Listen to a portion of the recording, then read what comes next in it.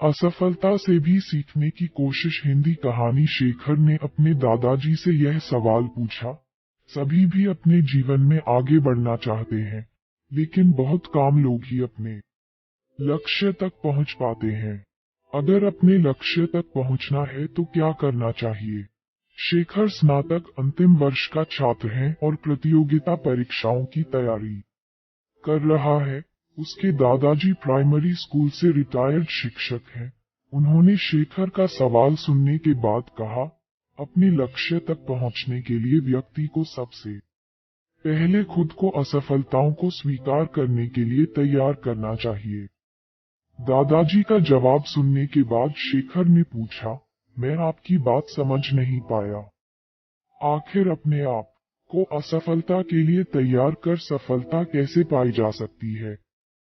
शेखर का सवाल सुनने के बाद दादाजी ने कहा, इस बात को मैं तुम्हारा ही उदाहरण देकर समझता हूँ। तुम इस समय प्रतियोगिता परीक्षाओं की तैयारी कर रहे हो।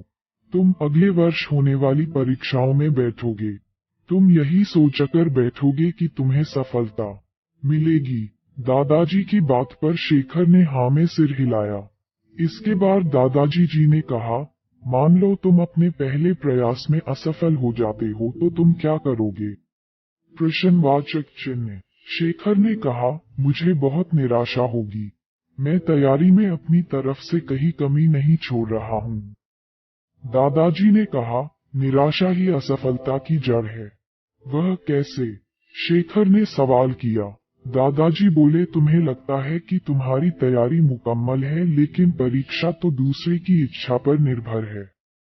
अगर तुम पहले प्रयास में असफल होने के बाद निराश हो जाते हो तो तुम्हारी आगे की तैयारी प्रभावित होगी।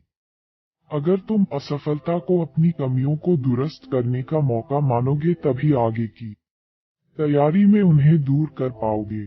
हर परीक्षार्थी यही सोचता है कि उसकी तैयारी पूरी है, लेकिन सफलता कुछ लोगों को ही मिलती है। ये वही लोग होते हैं जो अपनी असफलता से सीखते हैं ही और दूसरों की असफलता से भी सीखने की कोशिश करते हैं।